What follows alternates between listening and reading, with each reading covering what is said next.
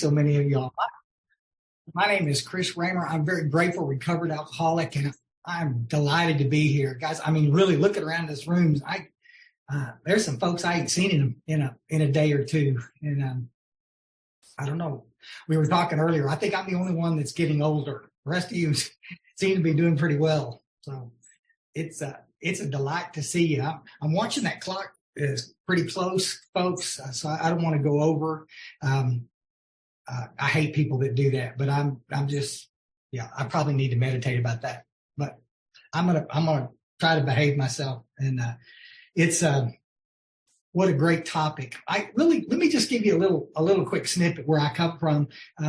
As always, anytime I share from the podium anymore or Zoom, any place, I want to mention that I'm going to share, my thoughts on a topic, or, this is my story. It may be different than your story. I just think it's important that I say that, folks, because I get pretty excited about recovery, folks. And sometimes people think, well, I'm preaching, or I'm trying to jam this down somebody's throat, and I'm not. I just always say it. If what you're doing is working for you and you're staying sober and you're happy, good heavens, buddy, don't change anything. My experience was a little different, but I got to tell you, over the years, my sober date's November 13th, 1987. And in the 35 years that I've been around, I guess I started speaking out there when I was, 30 years ago. I guess I was about 5 years sober. And I just, guys, I've gotten thousands of emails. I used to save them. I just don't anymore, but I used to save them from people all over the world, guys, especially when we got into this Zoom stuff a few years ago. People calling. There was a lot of people out there, folks, that had the same experience I had. And so, I'm not grinding on anybody. I just, I'm a big book guy, folks. I spent a whole bunch of years. I was in the food business, and I grew up here in the hill country. My twin brother and I, started drinking. I was about 17 when I took my first bottle of Boone's Farm apple wine. And all you old hippies, you can just quit smiling. I know it was good stuff. Anyway, we got to Houston. I got an apprenticeship program. I was pretty talented, what I was doing. I don't know. Most alcoholics I know are pretty talented, my experience. And I started being pretty successful at what I was doing and getting promotions early on, and I'm drinking and I'm holding it together pretty well. This illness hadn't progressed that far for me. And early on, some people grind their teeth about the term functioning alcoholic. I was a functioning alcoholic, just like a whole bunch of y'all. There was long periods of time, guys, where I drank and wasn't getting in a lot of trouble, wasn't causing a lot of problems. But I got to tell you, one of the things that started happening with me early on, guys, this is in the 70s. I started experiencing this thing called depression. And I'm not talking about a little blue day. I'm talking about, man, I hate my life. And I'm making, some money. I'm, blah, blah, blah. Everything on the outside looks like I'm okay. And the inside, I'm not a happy camper. In late 70s, I start seeing a doctor for that depression. And of course, I get on antidepressants, and I'm not a doctor. I'm not here to talk about that. But, I'm on all kinds of medications to try to fix what's wrong with me. But what turned out to be, folks, is what was wrong with me was this thing called untreated alcoholism. That's exactly what it looks like, folks. And I watch a lot of people. I've worked in the treatment business for a million years, folks. I do clerical work for a big old hospital. And God dang, guys, I see it all the time. Everybody thinks it's so complicated. Well, I'm clinically depressed. If we look at it, you might find out you're not. You might find out that you're suffering from untreated alcoholism.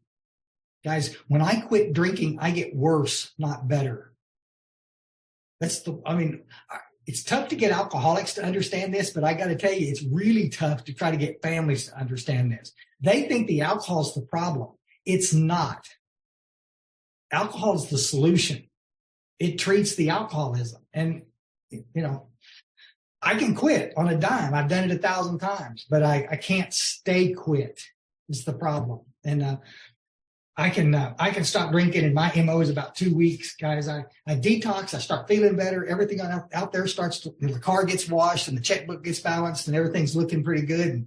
And then this internal stuff starts to come back. Those bedevilments on page 52, folks, a lot of you guys have been around. Y'all know what I'm talking about. You know, that feeling of uselessness, that irritability stuff. I mean, guys, this is the stuff that's belittling my life. I am miserable. The depression comes back, this low self-esteem. And I just like, okay. And my head says, I know what'll fix it.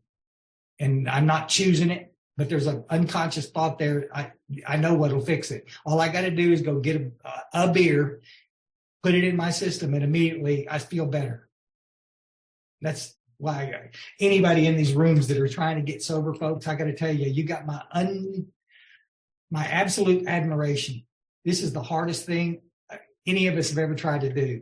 And most people don't. Well, God dang it, just quit. Don't you know you're hurting people? Yeah, I do. But I also know that I'm suicidal when I'm not drinking. So there's a trade-off. I'm sitting in meetings. I went to my first AA meeting in the early 80s, guys. I got married on one of my geographics back to Houston and met this little girl, and she was a sweetheart. But we moved up to North Texas to be closer to Myers and my twin brother, and I got a job. We bought a little house. I mean, guys, I'm in my 20s. Everything's good. You know, on the outside, it looks good. And it's not good, though. I'm drinking too much, and this is the early 80s. And the only time I'm going to mention it, there's everybody and his dog was doing cocaine in the early 80s. People that didn't do drugs were doing drugs in the early 80s. I'm just saying. It's crazy. And I was doing something, and I came home one night and had a pushing match with this woman, and I don't remember what it was about, but I remember that she asked me to leave, and I did. And came back a few hours later after I'd sobered up a little bit, and we had the conversation, and I told her about the drug, and I told her that how much she knew I was drinking. She didn't know how much I was drinking, and we had that look where we looked in each other's eyes, and I got tears in mine, and I'm promising her that I'm never going to touch another drop. And I meant it with every fiber in my body. I can't share this, my story or any of this without saying that, folks, because y'all need to hear it. I've watched thousands and thousands of alcoholics. I sponsor a sea of men who made a decision to stop and were unable to manage the decision to stay stopped. If you can stop because you just want to, God, go ahead.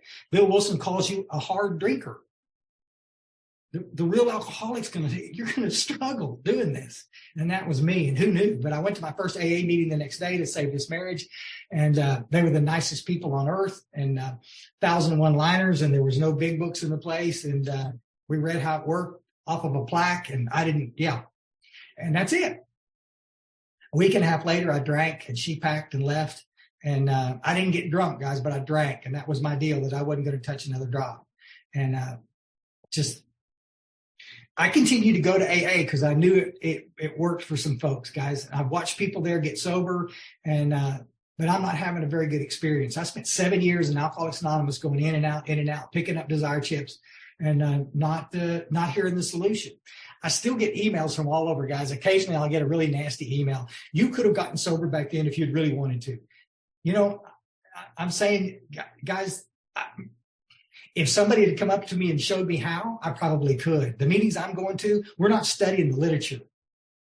I don't own a big book. I don't have a sponsor. The only focus that anybody wants to do is make sure that I'm coming back. Keep coming back. You know, Bill Wilson, when he wrote that letter in 1942, he says, our chief responsibility to the newcomer is an adequate presentation of the program. It's in As Bill Sees It. You can see that little copy of that little excerpt. Yeah. An adequate presentation of the program is not keep coming back. Those people love me. I'm not taking a shot at them, guys. I'm not. I'm just saying, if you can come to 1 million meetings and never stay sober. I watch people that do it all the time. What's going to get us sober is this thing called a spiritual experience. And that happens as a guarantee as a result of working the steps.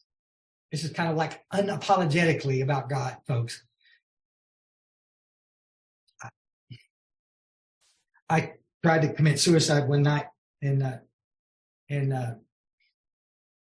made a promise that I'd go back to AA the next day, and I made myself sick. I believe God intervened on me. And the next day It was, I found a meeting. A guy I used to work with showed me where the meeting was. And he said it was a big book meeting. I had no idea what that was.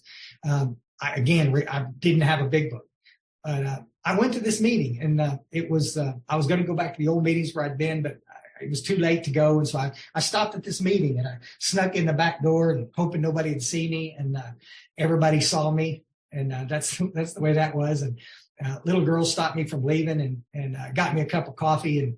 And chairperson, I just got to say it real quick. They went around the room and they shared some hope with me. And they talked about getting their credit cards back and buying a car and getting married and doing all the cool things that we do in sobriety. And guys, I'm going to tell you, at the end of the meeting, they asked me if I wanted to stay sober a day at a time. And I picked up what was going to be my last chip. It's in that closet right behind me. And I picked up a little sober chip, and they said, we're going to start working the steps with you, buddy. We're going to help you get this. And they picked me a sponsor, and they sat me down after that meeting, and they showed me what the first step looked like. Nobody had ever done that, folks. They showed me the symptoms of physical craving and the mental obsession. And they asked me the two questions on the top of page 44. When you want to drink, yeah. Can you stop? And can you control how much no. And I went home that night clear for the first time what was wrong with me, guys, that I was a real alcoholic.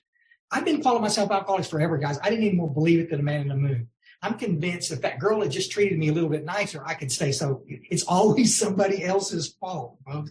That career, that boss, that damn Democrats. Stop.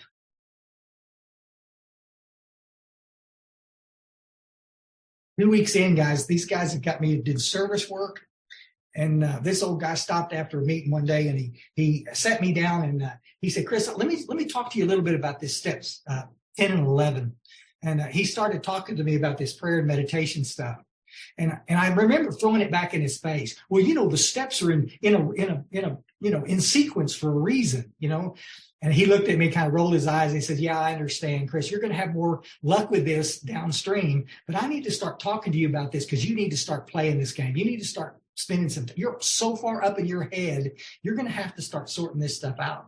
And I got to tell you guys, I owe that guy, the biggest old thank yous. He's long passed away now, guys, but they helped me. They knew that this was a race with me. And so many people in Alcoholics Anonymous, we lose because we go too slow. If I could click my finger right now and make one change in Alcoholics Anonymous, and I'm lobbying for the job of king of AA. Listen, when we start voting, I want y'all to make sure that Chris Raymer vote for it. If I could change one thing, it would be this. We would change this absolute nonsense out there about taking your time to work the steps. The steps get me connected to God. I don't care if you're a churchgoer or not. You couldn't be connected enough or you wouldn't be drinking. It's just, there's a spiritual connection as a result of doing this. And these guys said, come on, let's go. Let's get this stuff done. 2 weeks in, I've got a completed 4th step. I'm ready to do a 5th step, guys. And I'm having a spiritual experience, and that obsession lifted and hadn't returned since. And I've been through some really good days and some crazy days in my 35 years, folks. And not once have I thought about taking a drink. I'm so blessed. It's good for a whole bunch of people sitting on this room right here. Thank you for sticking with me all these years. I need you now as much as I needed you all those years ago. Just knowing you're there. Y'all, half the room here is texting me. It's like, buddy, bless your heart. Because I'm as lonely and shy as you could possibly be. Even in sobriety, I can isolate. Let me just say, the 11th step stuff, guys, is in 3 pages, 85 to 88. My old friend Charlie P. that we lost a couple of weeks ago. A lot of y'all knew him. He lived in Austin, and such a wonderful guy. He shared podiums all over the world. I was fortunate enough to get to share with him and Katie in lots of different spots. But one of his, I've heard him say it 1,000 times. Yeah. The 11th step is not extra credit. And we would laugh every time he would say it. If I could see one thing in Alcoholics Anonymous of the steps that we negate, that we just kind of shove to the side, it's the 11th step. It's like it's always presented like it's an option. And it's not, guys. It's absolutely not. It's so important. I had a sponsor, Mark Houston, used to talk about it and a lot because he meditated a lot. And when I met him 5 years sober and got him as a sponsor, bless his heart, one of the first things we did was start this meditation stuff. Because he would ask, Chris, do you meditate? Oh, sure. I didn't. I get, occasionally driving out in the traffic, God, don't let me get run over out here. But that's not what the book is talking about. And he started explaining it to me. He used to say, what movement does for the body, stillness does for the mind. That was probably not original from him, but I wrote it down when he said it because it's the truth. It's just the absolute truth. My little mind is like 1,000 million miles an hour all day long. And to get quiet. If you look in the deal, I'm sure other people that have been on here before me have mentioned this, but I feel it's important that we mention it and talk about it for just a second. Meditation doesn't mean what you hear in so many meetings. It does this clear your mind stuff. I love guided meditations. There's some folks on this Zoom right now that I know and that do guided meditations that are really good. I mean, there's nothing wrong with that at all, guys. Somebody that knows what they're doing, guys, they can lead you to a place that maybe you've never been to before. I'm all for that. That's not what the book is talking about. This idea of emptying your mind and going to a still place. Yes, if you read the dictionary, 1938 dictionary, if you look up meditation, it means thoughtful contemplation. Thoughtful contemplation. It means it wants you to think. If we read it out straightly out of the big book, it enforces this thought. As meditation for the directions in the big book is not the absence of thought or clearing the mind. Rather, it's the exact opposite. It's using the brain that God gave us. Book talks about these little phrases. I'm not going to take time to read it, guys, but the little phrases in there that talk specifically. Constructively review our days. Yeah. We consider our plans for the day on our morning meditations, evening meditations, in thinking about our day.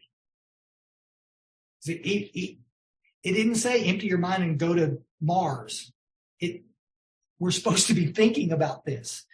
Guys, when I got sober, my life was so disorganized and so fractured.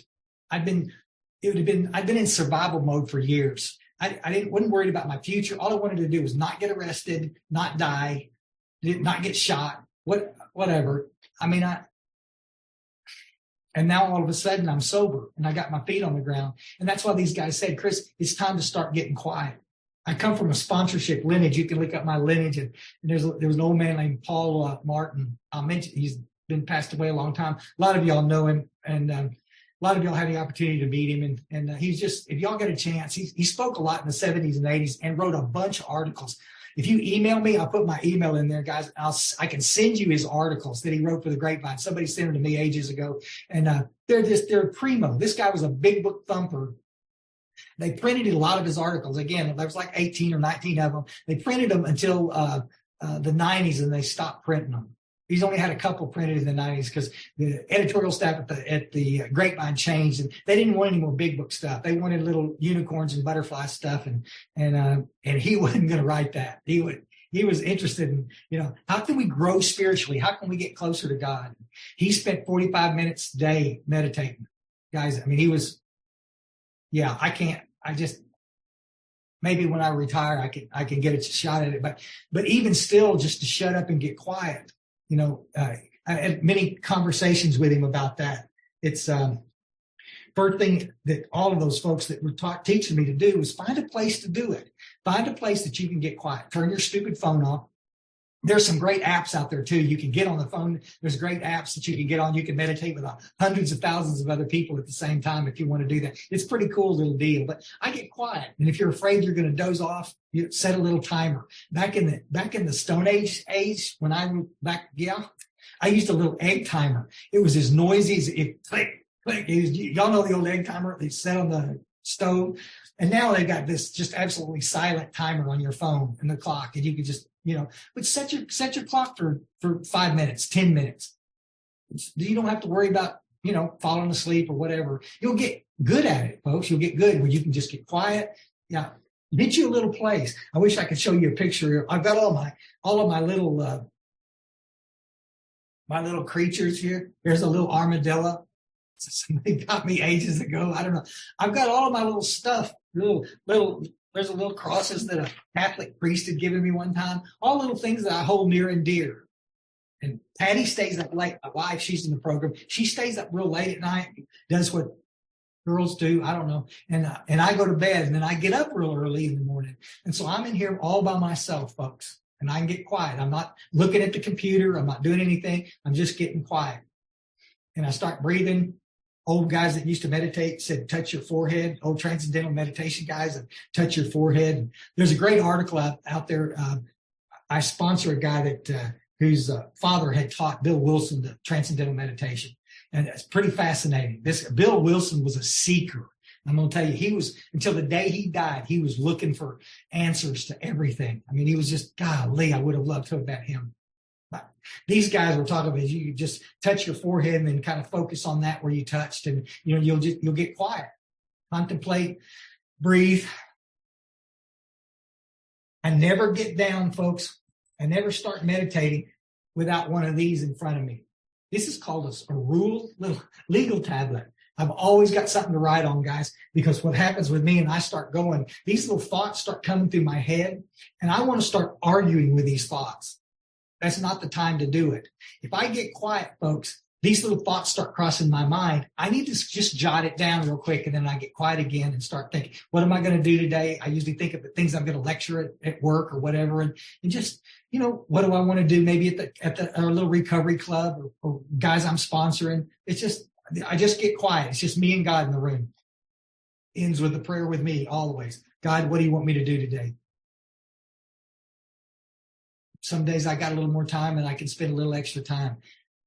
Folks, I want to tell you, Wally P. wrote, How to Listen to God. This little book about listening. You can get it online or Wally P.'s websites, Back to Basics. I'm going to tell you guys, it's one of the better books taken from the Oxford movement about how to meditate, how to listen for God's guidance. There were so many people that back in the day that used to do these guided meditations. And just if you get a chance to get a copy of it, you might try to do it. I want to give you an example real quick. This happened years ago. Getting quiet and doing some meditation, and in the stillness, I thought about this little guy that I'd met. He was a host. He hosted me at a talk I did out over towards California, and he was a sweetheart little guy. I mean, I get attached to the little guys when I get out there and speak, and some of you, that's how I met you, was hosted me at speaking stuff over the years, and all of a sudden, I hadn't heard from him. We stayed in touch after I left, but for a long time. And this had been years since I'd talked to this kid. And I called him. I had his number, and I got to work and got the distractions out of the way. And I called him, and I just to check on him. And he heard it was me on the phone, and he says, this is Chris Raymer? And I said, yes, sir. And I said, what are you doing, boy? And he got real quiet. And he sounded upset. He said, can I call you back? And I said, absolutely. I hung up the phone, knowing full well that he was not going to call me back. I, interrupted him during the day, whatever. And I said, okay, well. And about 40 minutes later, he called me back. He said, why did you call me this morning? I hadn't talked to him in years. I said, why did you call me this morning? And I said, buddy, I was in meditation and you just crossed my mind. I just thought about you. And he started crying. He said, Chris, I'm not in AA anymore. I said, last week I've left AA. I had a fight with a guy in a meeting, and I think he disrespected me, and I don't have to take that, and he started going on and on. And I said, oh, okay. I said, first of all, you don't know anybody any answers. I mean, any excuses. Our concepts allow us. It talks about, Bill was crystal clear. You want to leave the fellowship? Go. You can just walk away. Nobody's going to jam you, folks. This is absolutely not a cult. We're not going to come get you. says, okay. He said, okay. I said, listen, let me ask you a question. In all of that shitstorm that happened, do you think you owe this guy an amends? And he went off. God dang it, I knew you'd do that. And he said, yeah, I probably do. I said, well, why don't you take care of it? Then you can just walk away from this and, with a clean conscience. And I hope you stay in touch with me, buddy, because I love you. He says, okay, all right. We had a little talk. We talked about politics, whatever else. We just for a visit, and we hung up.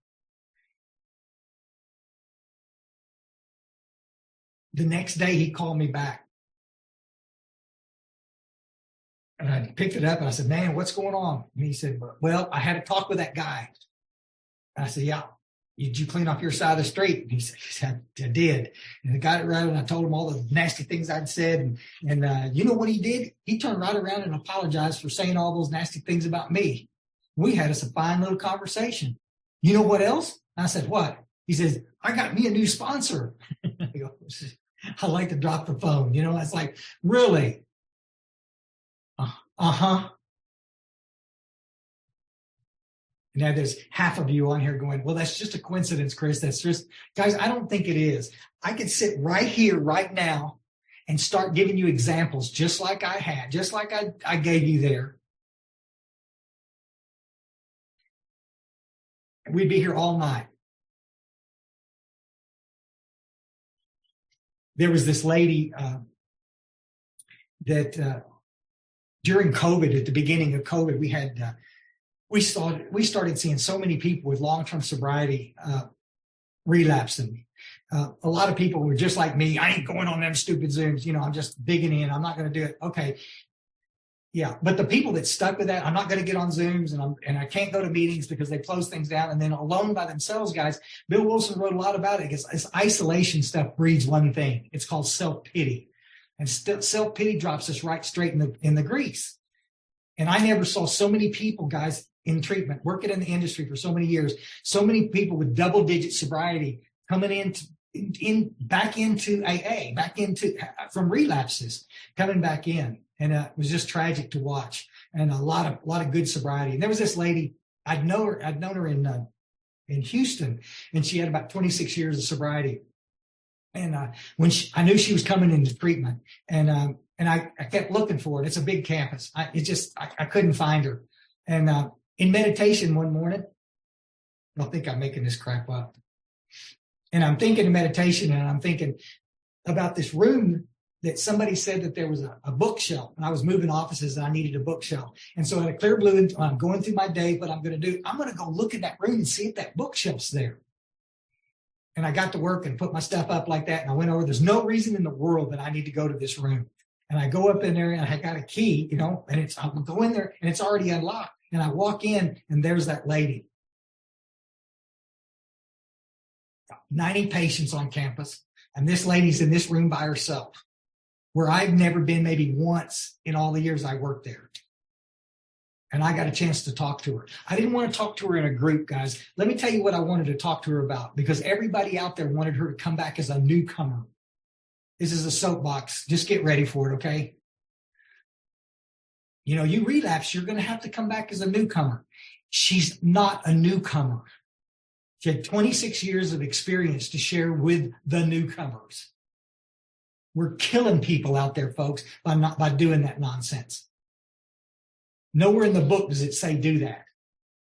She messed up. She didn't lose anything. She lost a sober date. She established. That's fine. If she's sponsoring people and they don't want to mess with her anymore, they can go find another sponsor. But guys, we got to stop punishing the folks that relapse.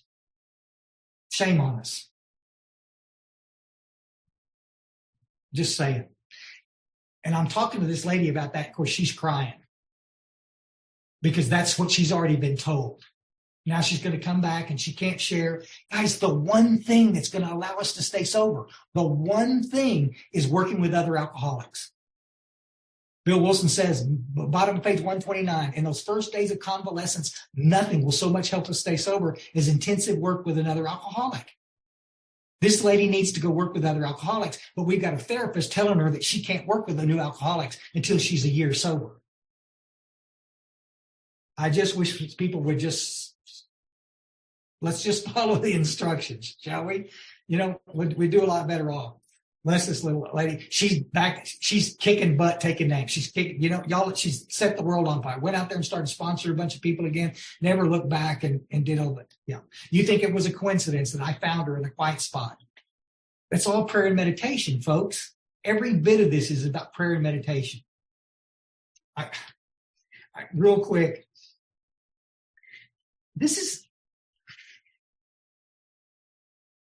I don't know how to explain it. The question isn't whether God's going to communicate with us, folks. The question is, are we going to listen? I mean, and I know we've got some folks on here, just maybe some staunch atheists, but I'm telling you, it doesn't make a dang bit of difference. Last time I looked, God talks to all of us. And the question is, if you get clear of the alcohol and your head starts to clear up, you're going to start getting guidance. And if you don't listen to a bunch of crazy, it came time for me in meditation, I want to start a little business so bad it wasn't even funny. There wasn't anybody in my group that was telling me I couldn't do that. You go into most groups and there's some grumpy old bastard sitting in the corner. You can't make any decisions for the first year. But let me tell you something. You better make some big decisions in your first year. You'll end up in trouble. Just nowhere in the book. It says, be careful. Pay attention what you're doing. You could end up in trouble. I did talk to some guys about it, prayed, meditated about it. Guys, but you're going to get guidance. I didn't ever make any money in that business, but I loved it like you wouldn't believe. It awakened my spirit in so many areas. My creative juices started flowing again. I started to wake up to a different life than I ever thought possible, thanks to God's guidance. Do you think for a second that God wants you sitting alone by yourself in some apartment or house someplace, just being miserable, feeling sorry for yourself? You missed the boat. That is not what God wants any of us to do. Big Book talked about being happy, joyous, and free. I could talk an hour about self-pity. Don't get me started. Because it's what took me to a suicide attempt in 1987. It wasn't the alcohol. It was my head telling me I'm worthless and I'll never amount to anything. I got to tell you real quick. There was an old Jesuit priest one time. I talk about it every once in a while, but he was a wonderful guy. He's long passed away. It was a men's workshop up in North Texas. And there was about 175 of us in this church. And he asked one night, he said, do you think the dark side wants you dead? And all 175 hands went up. Yes. He said, the dark side doesn't want you dead. The dark side wants you ineffectual. Sitting on your butt by yourself, not helping anybody. It's not okay, guys. That's how we lose more people. We lose more alcoholics in that spot. That's why Bill Wilson on page 62 says, selfish and self-centeredness, that we think is the root of the problem. Driven by 100 forms of fear, self-delusion, self-seeking, and self-pity, we step on the toes of the fellows and they retaliate. That's what the book is saying. Self-pity is the root of the problem. That's what So if we get quiet, guys, the thoughts are going to start coming in. That's why I write this stuff down. Maybe it's just fanciful. That's okay. But I get it down and I start looking at it and I'll start pursuing it. I'll start talking to some people about it. I talk to people all the time. Oh, I can't go to school. I'm too old. I can't go to this. I can't start a business. I don't have enough money. Why don't you just be quiet? How you're going to accomplish something is another conversation altogether. The problem is that most of us never figure out what God wants us to do, because we're still stuck in that little deal. Half of us in this room right here are still doing stuff what we think our families want us to do, or what the job wants us to. What speaks to your spirit, folks? If you'll start listening, I guarantee you'll get guidance. And it's going to take some courage. Some of you are going to have to make some changes. I did. I ended up getting a divorce in recovery. Every time I turned around, I was walking into the same cul-de-sac. It was not right for me. It's okay. You got to be true to yourself, folks.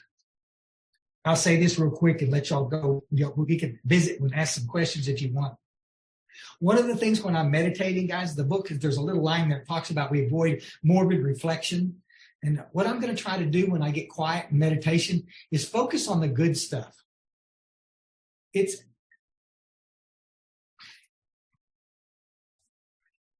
an old therapist one time said, it says, you can't learn about the light by constantly analyzing the dark.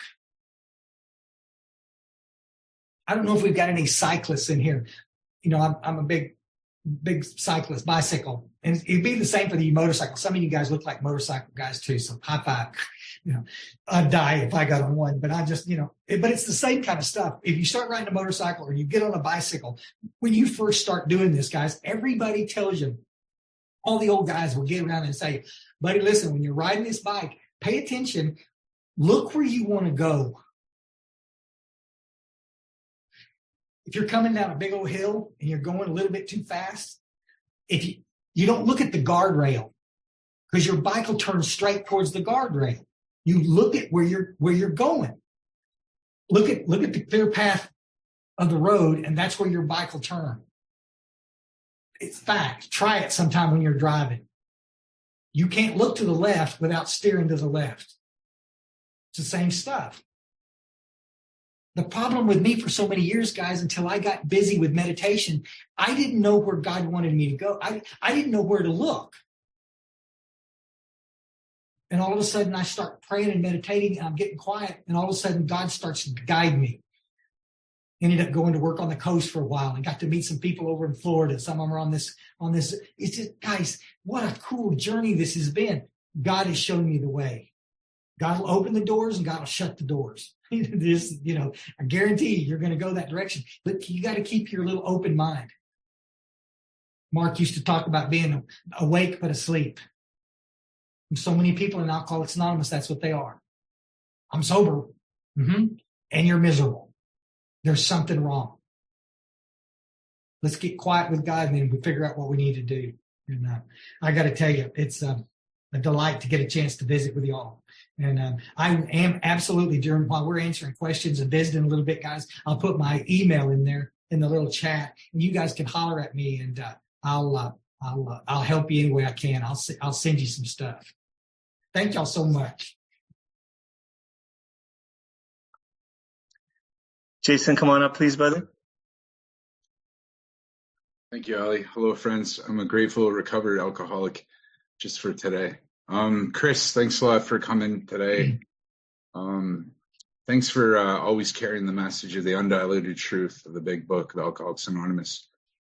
Ali just spoke about the ripple effect. I personally know so many people that you've touched in the last 35 years, indirectly, directly. You're a messenger of God. You exemplify living in 10, 11, 12.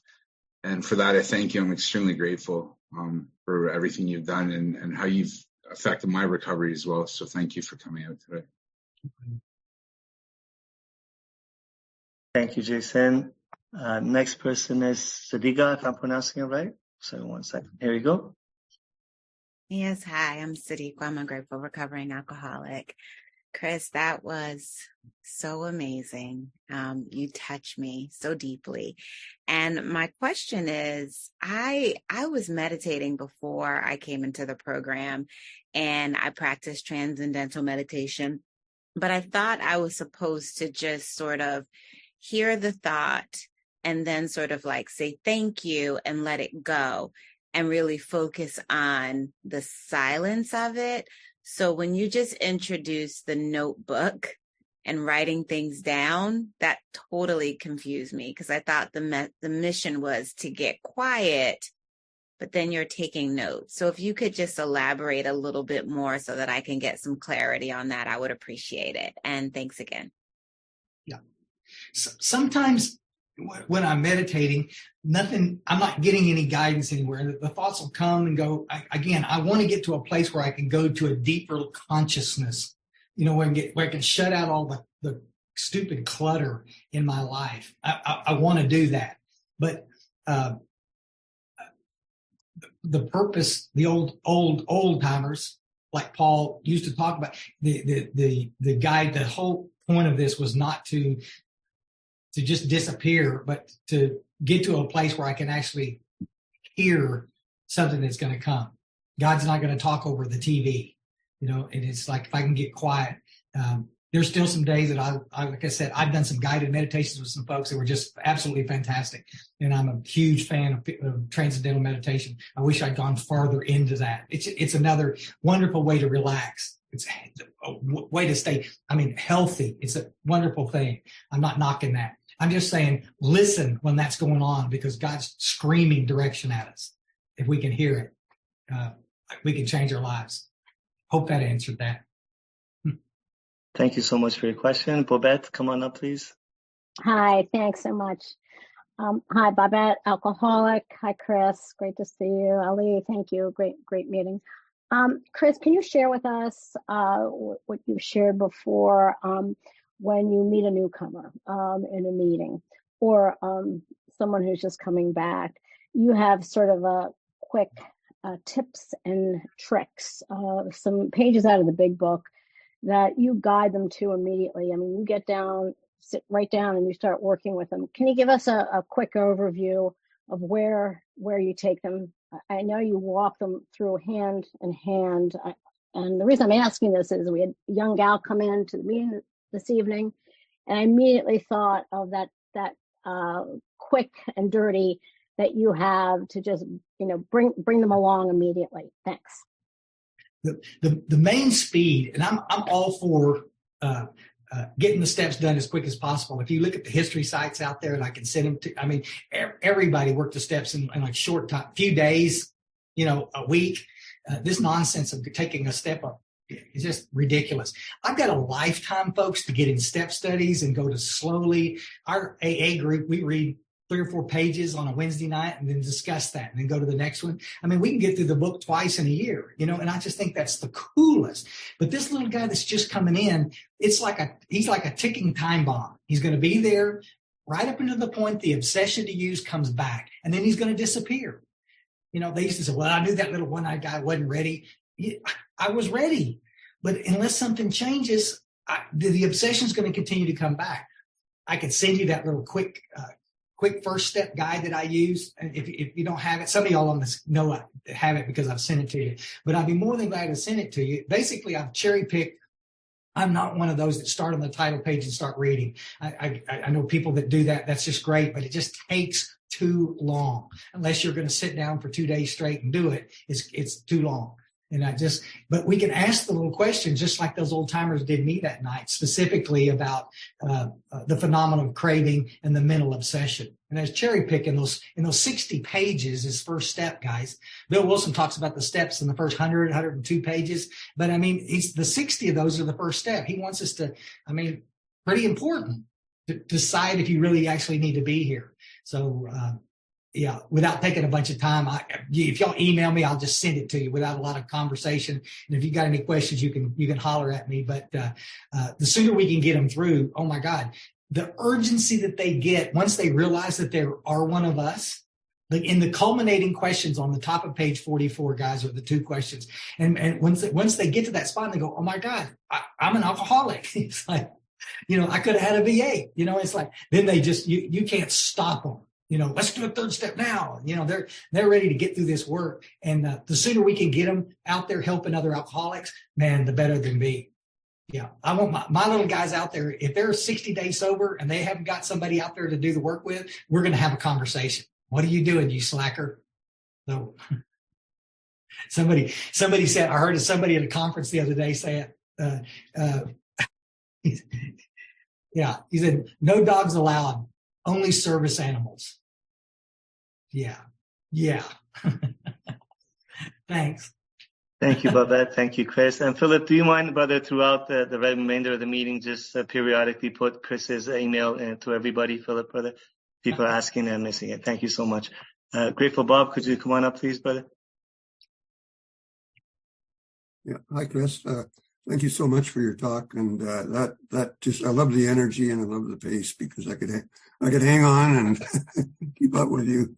I'm interested in the self-pity part of it as related to the relapsers.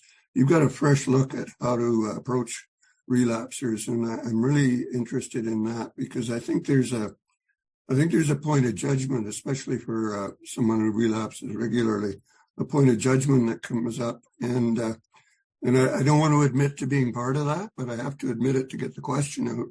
I'm okay. Like I didn't relapse and I haven't relapsed. So I'm all right. And you keep relapsing. So, and this is a silent part in the back of my mind going, spinning around, going, what can you do right? Like, what can you get?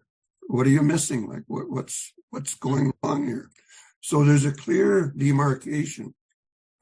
You're wrong and I'm right. And that is absolutely, that works against the relationship. It's the wrong vibration. It's the wrong thinking. It's everything. And you kick the doors out on this one. Like you take a different view with a relapser.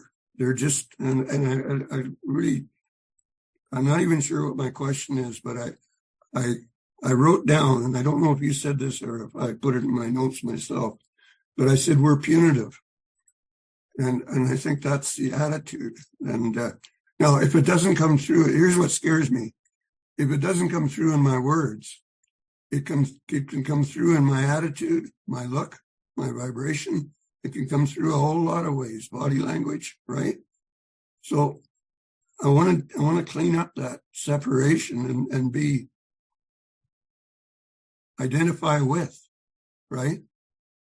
Like when and I, I don't know. I just need a little help to get closer to the relapser. Thank you. Bless you.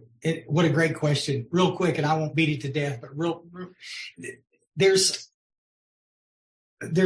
are folks out there that I come across that are just absolutely not going to do any of this stuff. They're too ingrained in wanting to blame something out there why they can't get sober. It's the cool news about sobriety. Nothing outside has to change for me to get sober.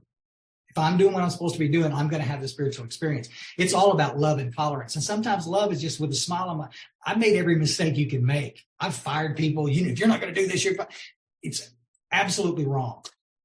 I go to some people that just flat won't do the work. And sometimes, perhaps, is there somebody else that you would rather work with than me? I'd be more than glad to help you out if you need that. But, the truth of the matter is, there's a lot of people out there that just want to let them spin their wheels. And I don't do that. We're going to stay in action. It's going to be quite labor intensive here early on.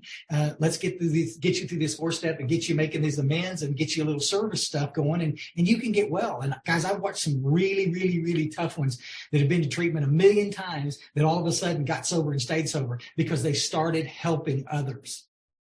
We're killing people out there, guys, because we want to slow everybody down. This is not a race. Yes, it is. It absolutely is a race. To get well. I can tell by the tone of your voice, you're as good as they come, brother. And I appreciate you staying in the fellowship and helping us.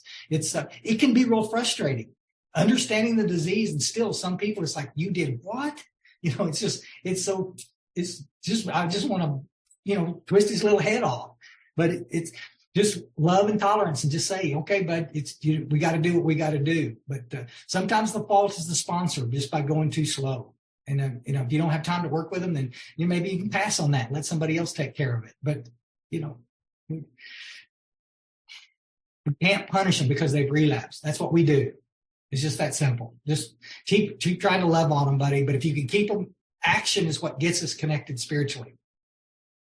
So if you can just keep them moving, a lot of times it's a question, okay, buddy, where's that 4-step? When I do a 3rd step with somebody, guys, I look at my day planner. You got a week to finish that 4th step, and I'm being real magnanimous. This is Tuesday night. Next Tuesday, we'll do your 5th step. How's that? Okay. They're not going to touch it until Monday night, and then they're going to be writing like a son of a gun to try to get it finished. But we're going to do it Tuesday, and if they don't have it, we'll have a talk. Buddy, what's up? You're wasting your time. What are you doing? But I'm saying it with a smile because I love you. So. It's amazing the miracles that I've seen when they actually get into motion. So I hope that answered it, Bob. Thank you, Grateful Bob. Good to see you, brother. Thank you, Chris. Raquel, come on up, please. Hi, everybody. My name is Raquel, and I am an alcoholic. I have a comment and I have a question. My comment is, and I will never, never, never stop thanking Chris. I don't even know you. You don't even know me. When I got sober and my sponsor dared to tell me to pay attention to untreated alcoholism because I was under a bunch of psychiatric medication. She was the only one that was extremely unpopular and told me, talk to your doctor. I was terrified. I was afraid. I did it. And when I heard you on YouTube saying the same thing, I tell you, I felt it changed me.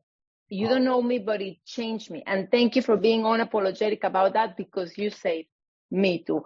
So my question is about, meditation. The meditation, it may be very obvious what I'm about to ask you, but I really want to ask you. As I meditate and I learn a lot of things and a lot of techniques, I find myself today kind of mixing a bunch of techniques together that is like working for me now. Like that two-way prayer, sometimes I feel like taking the notebook, and sometimes I do that contemplation, and then sometimes I used to use the one word, like it was like Thomas Keaton, and I just go all over the place. Is that something that you do as well?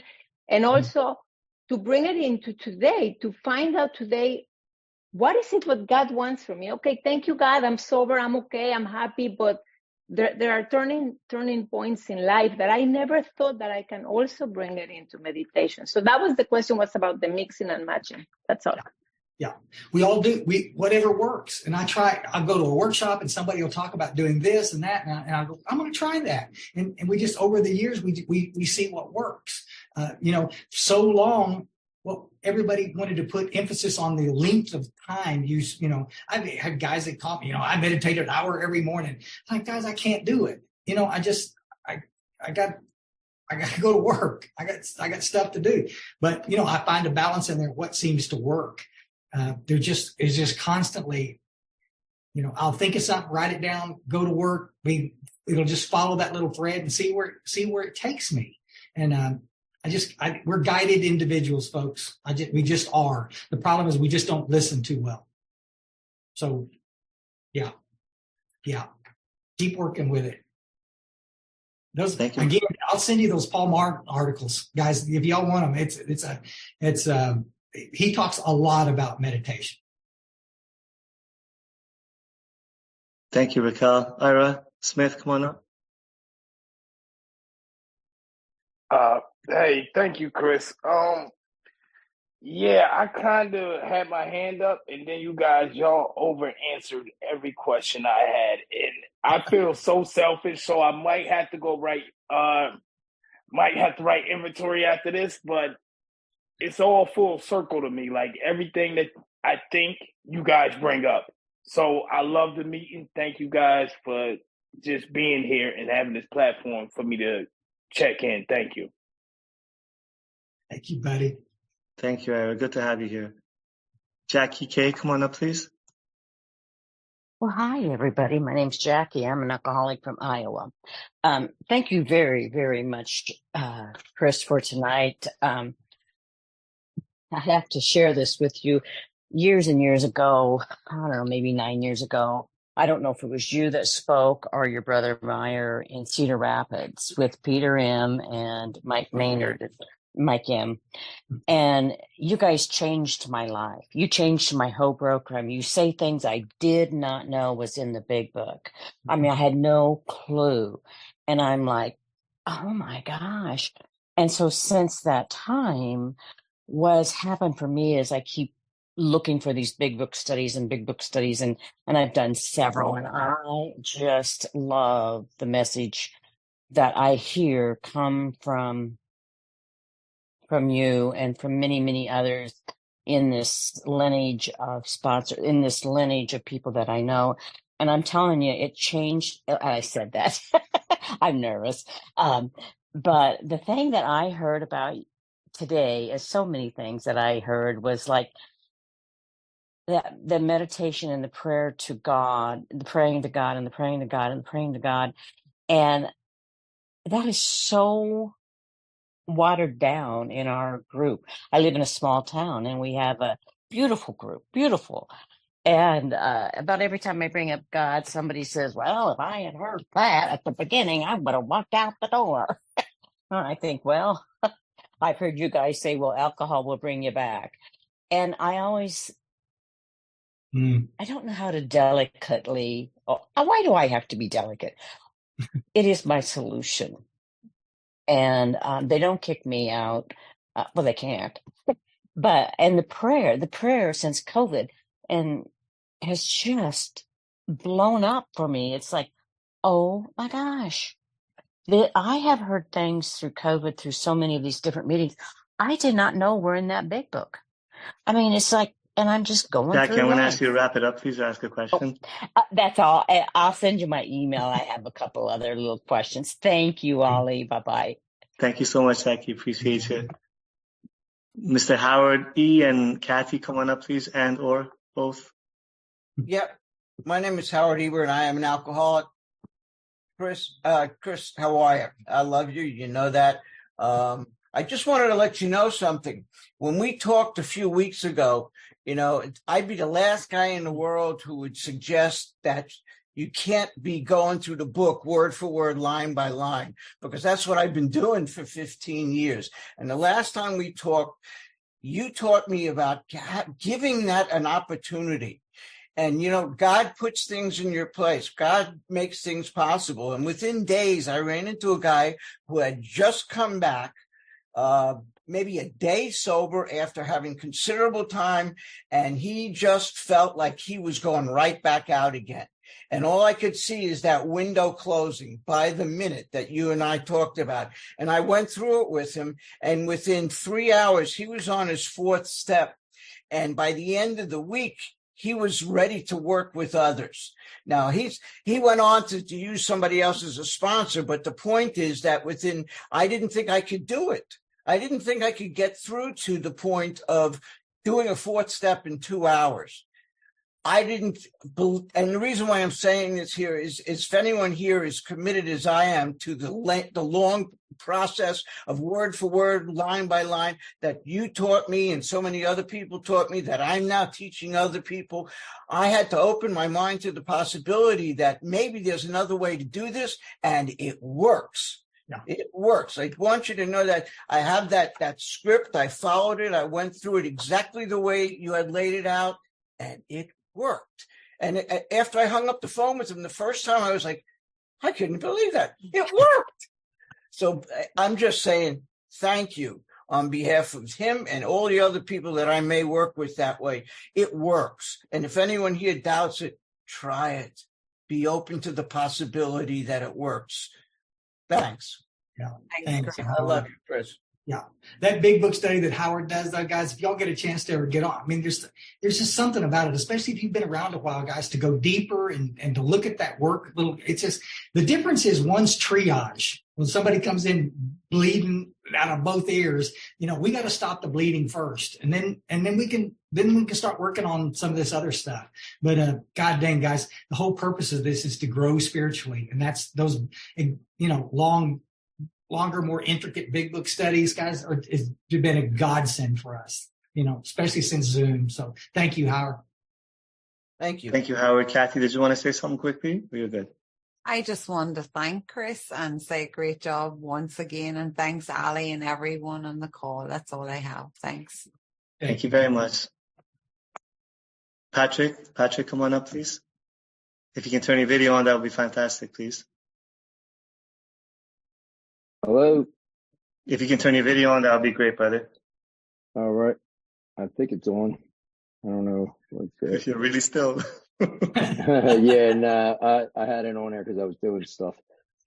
If it's too much trouble, don't worry about it. It's all good, man. Go ahead, please. Yeah, you know what? I was doing all kinds of stuff. Now, you know what? I really liked what Chris had to say. It was a great meeting, and yeah, just interested to hear and see the you know, the process he's talking about. You know, the quicker way. You know, like now these days with the technology and the phones, I kind of feel like if the newcomer is desperate enough, we can find at least for 4 to 5 days straight, we could get you to a 4-step, and we could get the 4-step written and maybe even hear the 5th step on the 5th day. I don't know if that's too long. I mean, but I think anybody in this room could grab a newcomer and read with them on the phone, big book, just like we're doing now, Zoom, you know, FaceTime, whatever you got to do, and find a way to get the newcomers to just read with you. And see, I was under the impression that just reading from doctor's opinion all the way up to the 4th step was, I felt that you're not missing anything. And there was so much on step 1, see, he talked about 60 pages on step 1. I feel like why not, just keep reading all the way through so you don't miss anything. But then when I do read it, I could see how it does stretch on a little bit. And there is some things that you could bounce back. So yeah, I'm interested in seeing what this format is. I never was a big believer of people jumping around in the big book and trying to highlight stuff and trying to find it and seeing, pointing stuff out. But, I'm definitely open to seeing what the, the fast track is. That's all, Mike. So yeah, I don't really have a question. I just, do you think there is a wrong way from reading the doctor's opinion all the way, all the way through? I mean, there is a quick way you could do it. You don't have to meet every day face to face at a diner. I mean, look, there's hundreds of Zoom meetings going on every single day. And as many of the Zoom meetings are going on every single day, you can get on the phone with a new guy and read with them. Anybody can take 20 minutes, 25 minutes a day. That's all I got. Thanks. Thank you. Real quick, Patrick, I'm just saying there's not one place in here that it says to read them with the newcomer. It doesn't say that. If y'all are doing it, it's just like, buddy, if you got time to do it, it's just great. I just says, hand them a book and ask them to read it. That's what it says. And then, and then we're going to talk about it. I'm going to help them. You get that little outline and you can see you're going to the little high spots and getting them some clarity around the 1st step quick is where it is. The rest of the stuff, like I said, there's plenty of little guides out there that will take you through a little bit faster. So sooner, we're trying to get them to working with others ASAP, but you're dead on, bud. Thanks. Beautiful. Thank you. And if you just send Chris an email, he will send you that guide and you can try it if you like. Thank you again, Patrick. Chris, would you come on up, please? Hello, everybody. Chris, recovered alcoholic from Lethbridge, Alberta.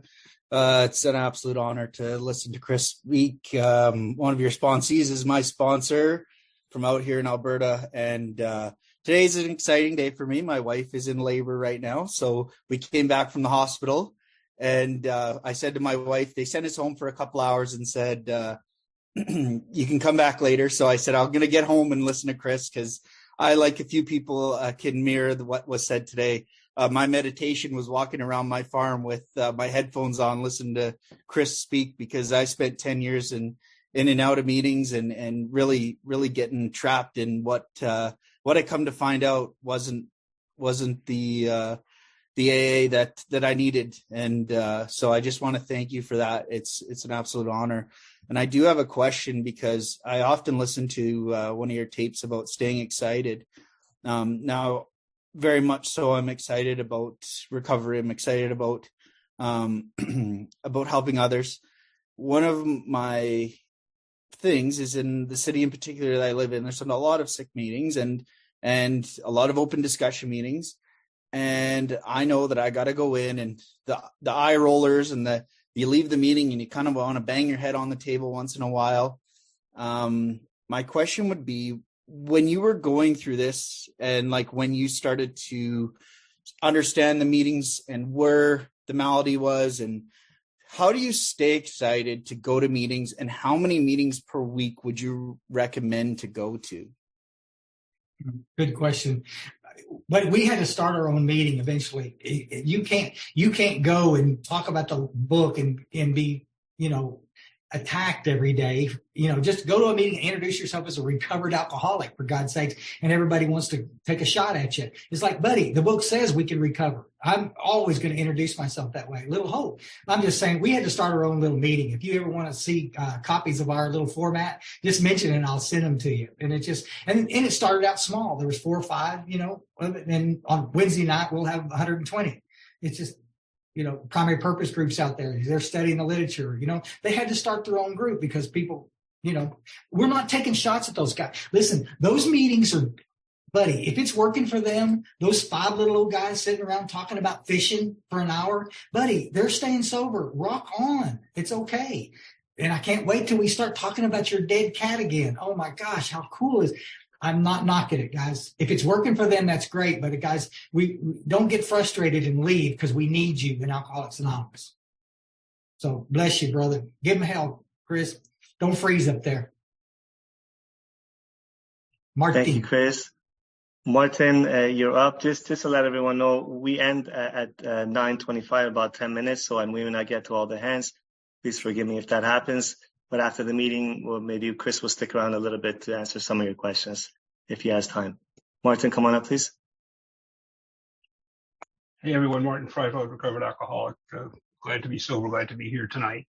Chris, I just had a practical question, and because I'm just like so wrapped up in the technical stuff. That pen and paper while you're meditating, what do you do? Do you, when you're meditating and the thought comes and you want to write something down, do you just stop the meditation, write it, continue with the day and meditate another time of the day? I was just curious.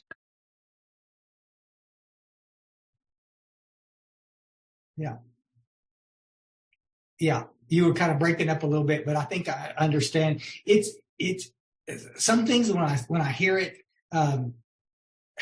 it doesn't take 10 seconds to just, in my scratchy little, just write down. I don't have to write a novel. We're not journaling while we're supposed to be meditating. It's just like a word, you know. I wrote that guy's name down that I was going to call, and then I take it to work with me. And when I slow down, I can start pursuing some of that. But it's my quiet time. Sometimes I'll go out in the backyard with nature, listen to the little birds out there. And, we finally got some rain here in Texas. So I sit out there and watch those plants grow all over. It's just, God, it's just quiet time with God. It's my time. And I don't want to, no phones, no, none of that. Just no. But I got to stay. If it crosses my mind, I got to make sure that I don't forget it. As an old geezer, some of you little young guys, maybe you don't need to do that. So I do. Thank you so much. It says, I don't know how to pronounce this. Carol. Can you pronounce that for me, please? My apologies. Actually, it's not Carol. It's Bob, Carol's husband. Okay, it's all right. I thought it was a cool way to spell Carol. It's Caroil. Okay, Caroil. Carol. Yeah. I'm a recovered alcoholic. My name is Bob. Honor. Chris, thank you so much for your share. A lot of wisdom, and that one of the things that you mentioned that like I've always kind of wondered about, and it sounds like somebody who understands the book the way that you do could probably straighten me out on it. The spiritual malady, in the big book, I read it and it says, once this is overcome, I straighten up mentally and physically. I'm like, well, I've got a mental problem. I have got an obsession with alcohol, and once I use alcohol, that triggers the phenomenon of craving. So once I overcome the malady, those things straighten out. I was like, man, sign me up for that, And I looked through the big book, and it certainly gives me a lot of examples or symptoms of the malady, the inability to have problems in relationships, the self-pity, the self-centeredness, the running through people's lives like a tornado, the actor in the play. It gives me all kinds of the manifestations of it, but it doesn't really tell me, what that spiritual malady is. I know that, selfish self-centeredness, that's the root, and I know that that's driven by 100 forms of fear, self-delusion, self-pity. But where is so what is the spiritual malady, I guess? And I've probably read it a million times and it just never sank in. But, I like to label things. And, if you could go into that, that would be wonderful. But you could spend a lifetime looking at it. I'm sure there's a better answer than the one I'm fixing to give you. But all the things that you said, that's the spiritual malady. And I was so shocked that when I stopped drinking, that I didn't all of a sudden get happy. I got worse. And there's a lot of people that won't even talk about the third legacy, the little piece there about the spiritual malady. They're not even going to talk about it. And it's like, there's a great book written by a guy in New Zealand called Alcoholics Ambiguous, really good book. And he makes this really clear point that not everybody on earth has spiritual malady at certain times in their life. My mama, she was not an alcoholic, but she dealt with some depression. She had some stuff going on with her. And so the thing that separates us is the physical craving and the mental obsession. But Bill Wilson says on page 64, when the spiritual malady is overcome, we straighten out physically and mentally, just like you said. It's like, guys, it's not okay that I'm just not drinking one stupid day at a time. I need to be comfortable in my skin. And as a result of working the steps, not as a result of going to a million meetings, just actually doing the work, this stuff changes. How could somebody that took antidepressants all of these years end up in a spot, and I'm not a doctor, I'm not against antidepressants, but how could I get to that spot where I didn't have to take those medications, no anti-anxiety medications, whatever, all of that stuff lifted as a result of getting off my butt and making amends and, doing some things that I didn't want to do. And it really manifests itself in some people, folks. Big time. And some, it's just rather subtle. There's not a lot of it. But as the illness continues to progress, I just got to say it, guys. I quit drinking 35 years ago. My illness didn't stop progressing. This is not in the big book, guys, but Bill Wilson talks about a progressive illness on 30, 35, I forget what it is, but it'll continue to, so a lot of people, as this thing continues to progress, that, later in their life, they start experiencing this spiritual malady stuff. That's why it's so important to work. And I'm sure Howard and those guys are still to work and continue to work the steps. I can't live off a spiritual experience I had 35 years ago. I need to get some current juice. I need to continue to do this work so I can have a new relationship. That's what this whole thing is about. So I hope that got you. Thank you, Bob. Donna, nice to see you. Come on up. Hi. Hi, Chris. Okay. My question is, I met you when I was 8 months sober. I got the thank you when you spoke in Toronto. And, it's been 18 years now, right? Almost 19 years. And just wanted to know if you experienced these things and what you think about it, right? When I was 7 years after this, when I was going into my 8th year, I suddenly felt completely fucking lost, right? I just felt like a newcomer, you know what I mean? What the hell? It was like I knew I learned stuff in those 7 years, but there was this whole layer that came on in the next, and it did, right? And it did. And it's happening again, right? It's happening again. Thank God I have sponsees like Ali who are 12 years sober or something, right? And this, a couple of mornings ago, I was saying to him, just treat me like a newcomer, right? Because I'm totally blank right now. I feel like I'm facing a mountain. I can't even see anything, right? And, and he's so cool because he's talking to me the way I talk to my sponsees, right? But I don't believe that. I believe that once we step from bridge to shore, we're in the same place. We just have more experience living over there, right? And so that was my question. Have you ever felt brand new and is this layers of heaven or something? You know what I mean? First heaven, second heaven, third heaven. Do you get what I'm saying? Am I making any sense at all? Yeah, but no, for me, it's like I'm in heaven and then I'm in hell and then I'm in heaven, and then I'm in hell again. But guys, that's life. We're going to go through tough times and we get blocked. I can always connect it to what I'm not doing in the program though. I'm too busy. I'm traveling too much. I can't go to meetings. I can't sponsor anymore. And pretty soon I've moved away. Yeah. That's why Bill Wilson, the word seekers is so important, folks. Bill Wilson was a seeker. He always looking for something, to take another step. It's like, I go back to what I just said. You can't live off the spiritual experience you had, ages ago. And that's what so many people do. They're sober, but they're miserable. Well, that's not okay. It's normal. you're not going crazy, but we're going to have good days and bad days. And I just, the only thing I know that will get me out of that is to go find a little newcomer. Go find a little knucklehead that needs to visit. Yeah.